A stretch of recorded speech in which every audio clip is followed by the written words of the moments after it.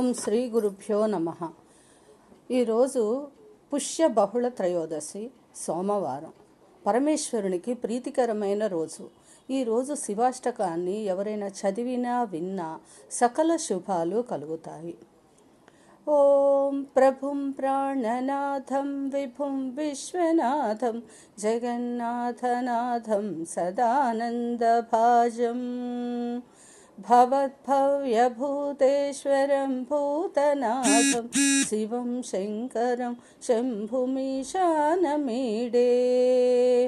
గళేరుండమాలం తనౌ సర్పజాలం మహాకాలకాలం గణేశాదిపాలం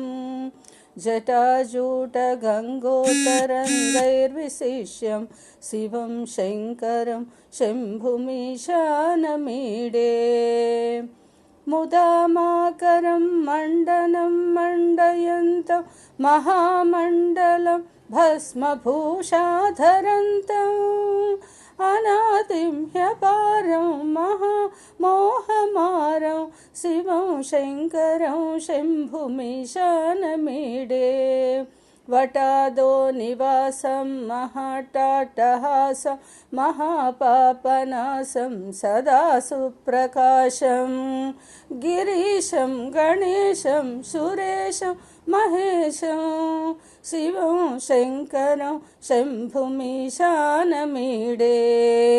గిరీంద్రాత్మజా సంగృహీతార్థదేహం